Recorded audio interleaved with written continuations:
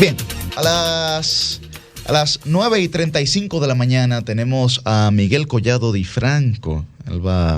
Es nuestra segunda entrevista del día de hoy y él es el vicepresidente ejecutivo del Centro Regional de Estrategias Económicas Sostenibles, CRES, y va a hablar con nosotros sobre los riesgos de los negocios piramidales, cómo evitar caer en esta red de negocios a propósito de tantos temas que han surgido relacionados a esta situación, digamos, de los negocios piramidales en los últimos tiempos. Ya sabemos de Mantequilla y los sucesivos personajes que han aparecido a partir de esa realidad. Muy buen día, Miguel.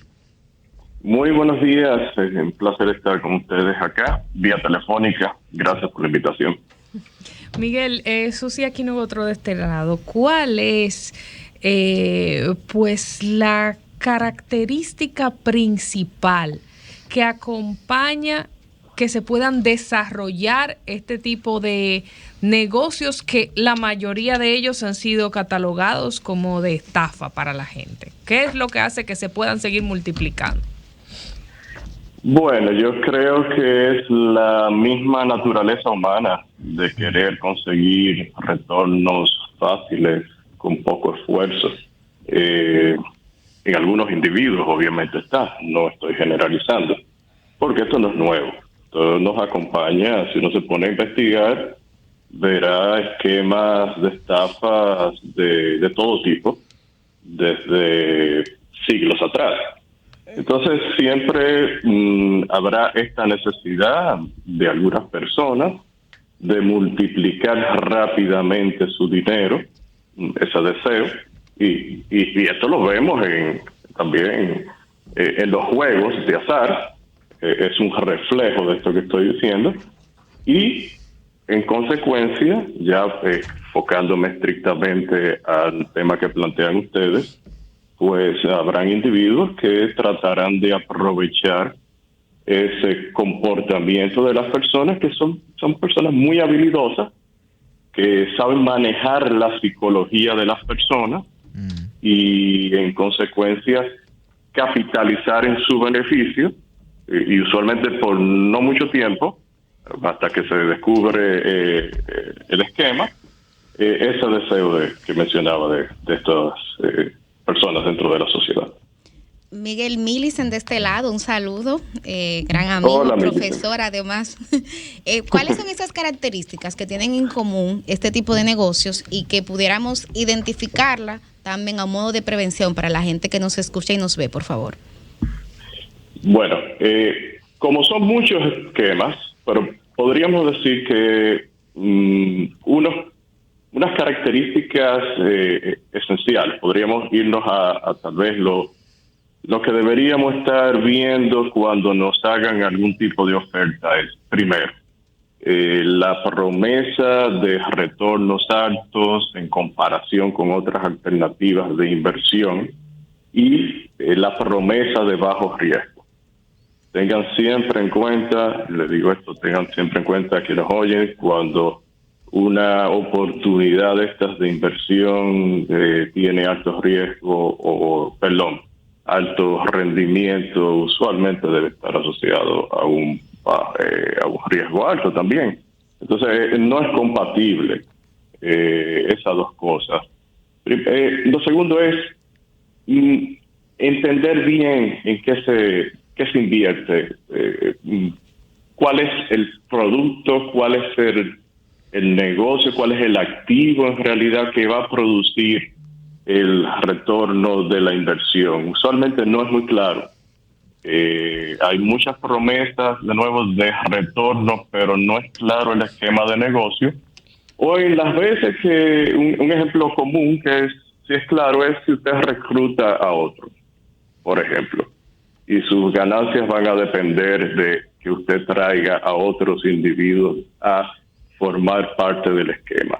Bueno, pues sospeche, porque obviamente ahí ya no hay que lo tengan los tesis. ¿Perdone? No, disculpe, Miguel, continúe. Ahí ya no hay una producción, ahí ya no hay un activo en realidad, sino que el esquema de inicio, usted ve que depende de lo que usted haga por quienes están promoviendo el esquema. Yo creo que esas son señales que deben llevar a una alerta. Si usted no entiende rápidamente, en menos de un minuto, cómo se va a generar dinero verdaderamente a partir de alguna inversión, de un activo, de producir, cuando le prometen esos retornos altos con bajos riesgos, pues yo creo que esas son señales muy claras de que usted debe tener mucho cuidado si pone su dinero dentro de ese tipo de esquema. Miguel, Roselvis Vargas ahora te habla. Nosotros hemos visto en los últimos días denuncias de personas que han invertido en quantum criptomonedas, que dirige hasta donde sabemos Félix Alberto Núñez. ¿Qué hay de posibilidad en que haya un negocio real de inversión en criptomonedas y que, digamos, la devaluación o cómo funcione este mercado pueda dejar en pérdida a las personas que hayan invertido, digamos, pero con un esquema real? ¿Cómo funciona esto? Miren, las criptomonedas son, a mi entender, y lo vengo diciendo desde hace muchos años, es una panacea. No son activos. Y esto es difícil explicarle a mucha gente porque están convencidos de que de verdad, cuando ven en Internet el retorno de Bitcoin aumentando en algunos momentos exponencialmente, bueno, pues se entusiasman mucho. Pero ¿qué son las criptomonedas? Mencioné Bitcoin porque es la más conocida de todas, pero el año pasado, la última vez que vi una estadística, habían casi 20,000 criptomonedas en el mundo. Vaya. Más de 19,000.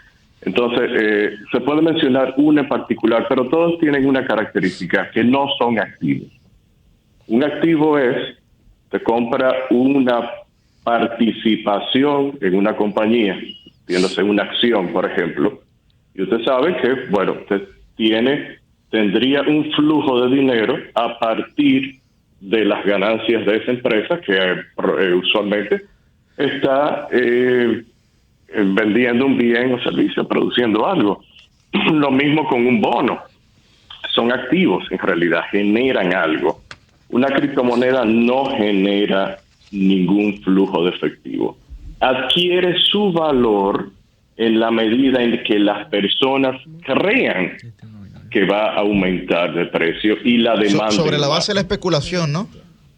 Sobre la base de la especulación, exactamente, que no es más que yo pensar que esa moneda, entre comillas, va a adquirir valor en el futuro. Y así se puede desplomar. Y algo que ha ayudado a las criptomonedas en los últimos años ha sido la política laxa, muy laxa de los bancos centrales, en particular la Reserva Federal de los Estados Unidos. Ha habido dinero en abundancia y eso ha permitido también que los gobiernos se endeuden en el mundo. Y las criptomonedas, como muchos otros activos, se han inflado.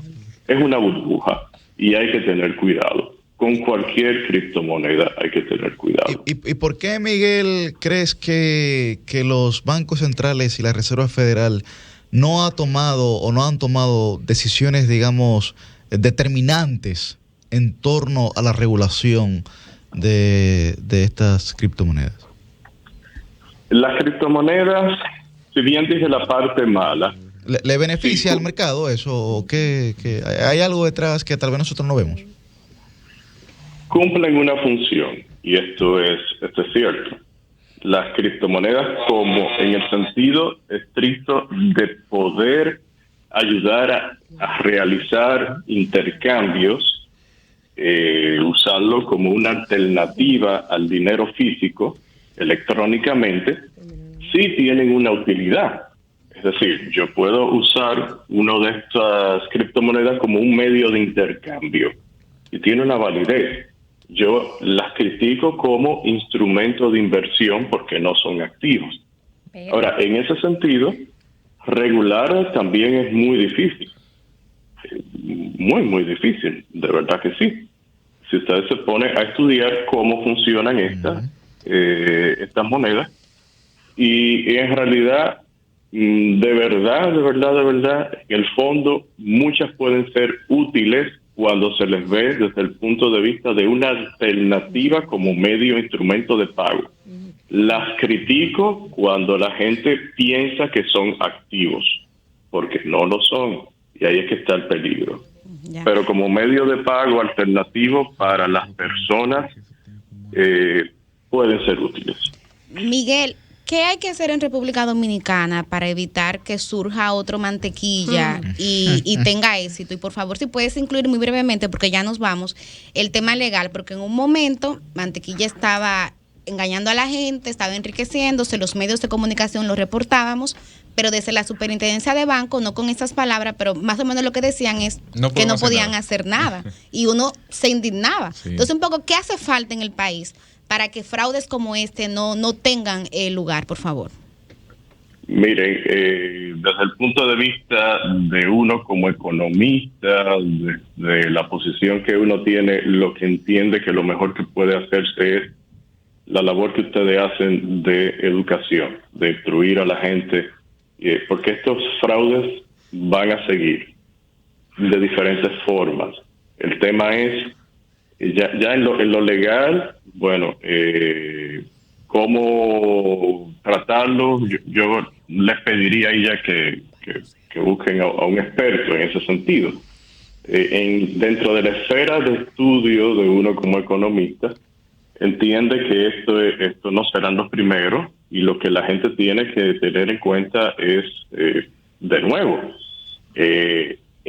cómo invertir. Pero vamos, a mí me gustó el comentario de ahorita al final, que escuchaba, de la responsabilidad individual ante las catástrofes naturales, de que debemos estar preparados. Entonces, si somos adultos para invertir, pues deberíamos asumir las consecuencias y saber bien en qué lo estamos haciendo. Ya hasta ahí puedo darles una opinión en ese sentido. Sí, pero bien ahí, Miguel. Gracias. Muchas gracias, profesor. Bueno, un honor tenerlo aquí en Sol de los Sábados. Y yo un placer de estar con ustedes en esta mañana. Gracias por la invitación. Bueno, muchísimas gracias al profesor Miguel Collado Di Franco. Vamos entonces, siendo las 9:48, podemos escuchar a los oyentes, ¿verdad? Vamos, Humberto, con los oyentes. Sí. Miren